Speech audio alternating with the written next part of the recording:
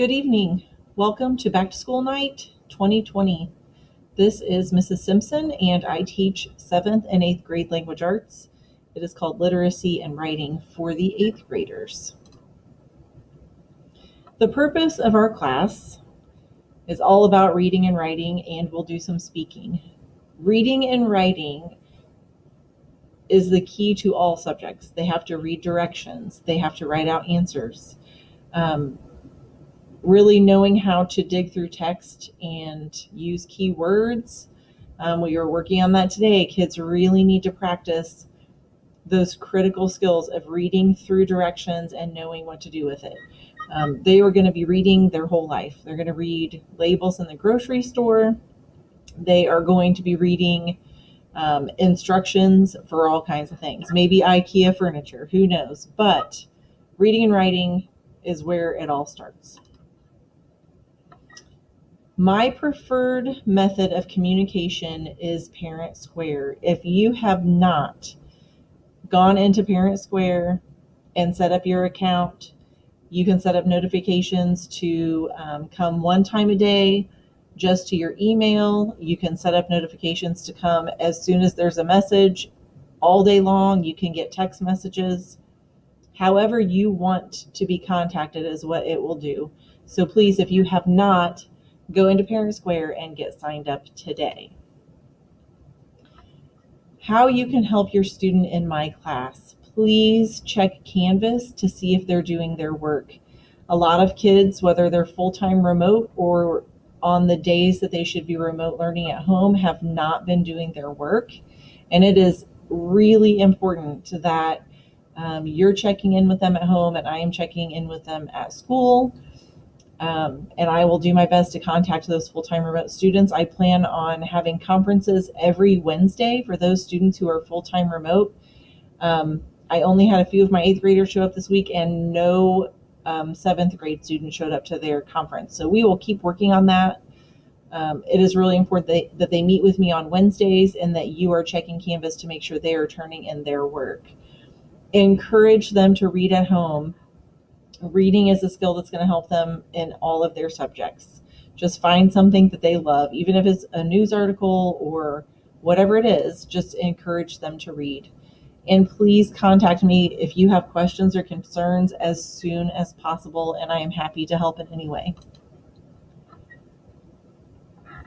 Kind of the flow of our class is they'll have some kind of lesson in reading and some practice and a quiz, and some kind of lesson in writing and practice and some kind of little short quiz every day.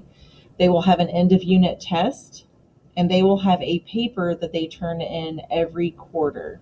So those are the things that they will be getting graded on.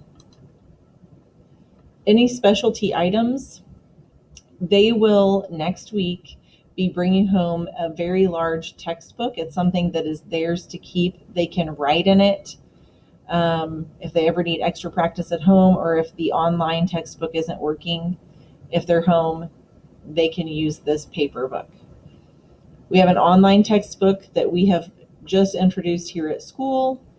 They will be getting some practice on how to use it, and they will be using it in the classroom and at home. And please send in tissues. We never have enough. That is the main thing. Students need something to write with. We're mostly going to be doing digital things this year, so they won't need a lot of extra supplies for my class. Grading. First quarter gradebook closes September 30th.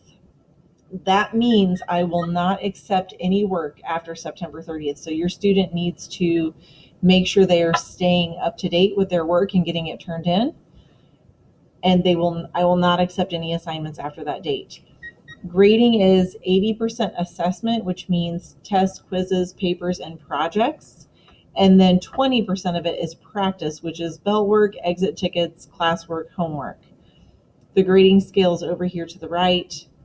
90 to 100 is an A, 80 to 89 is a B, 70 to 79 is a C, 60 to 69 a D, 59 and below is an F.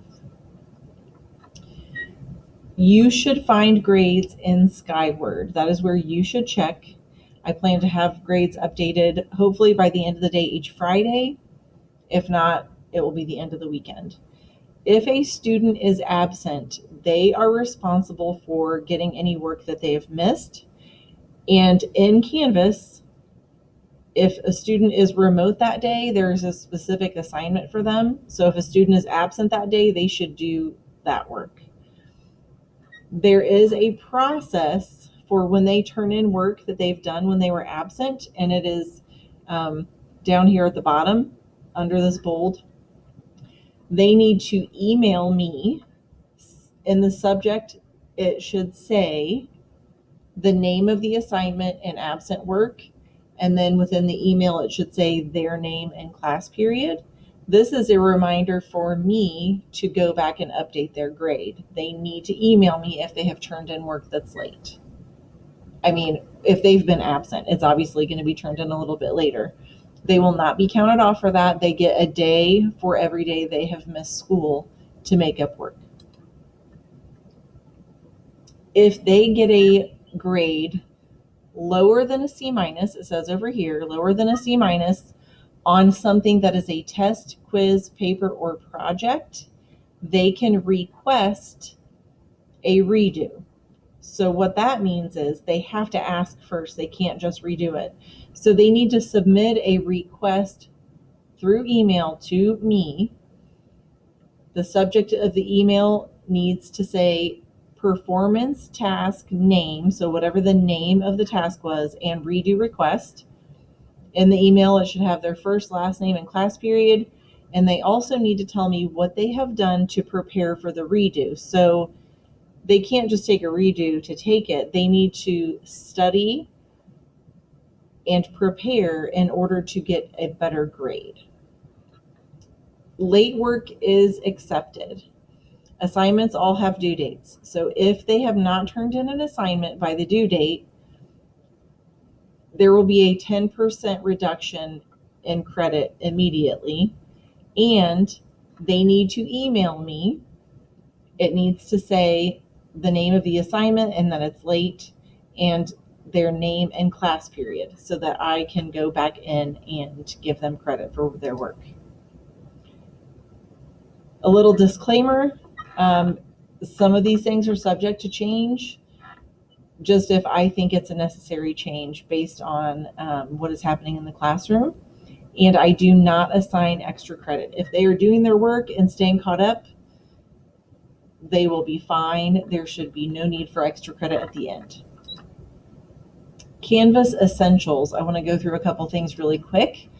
This is what our Canvas front page looks like. If I have an important message, I'm going to have it up here at the top above our Bitmoji classroom. This is where they go for everything. They click on this red today's work for today's work. There's a link to Parent Square.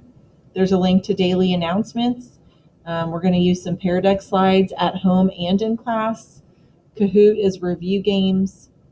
There are brain breaks here. They will take them in class, and I tell them they should take them at home also. This is a link to really important information, classroom expectations. So if you do this little drop down, these are important things that will always be in here for them to refer to. This is our online textbook. Flipgrid is a video recording and uploading software. And this video chat button is how they do the video conference with me on Wednesdays if they are a full-time remote student. So this is really important. They have to click on today's work and they need to submit their work in Canvas every day. One last thing, I am going to post these slides in Canvas. I might even share them through a Parent Square message, but you can have access to look at your student's Canvas account. Canvas is where all teachers are posting their work every day. It is really important that you have access. So these are steps to setting up a Parent Canvas account. And please note, the most important thing, your student will need to log in to their Canvas account to get a code before you can set up your parent account. That is really important to know. So these slides will be shared. please get signed up for Canvas so you can see if your student is turning in their work. Again, my name is Mrs. Simpson. I am 7th and 8th grade language arts, and I look forward to getting to know you and your students this year. Please contact me if you have any questions at all. I hope you have a great evening.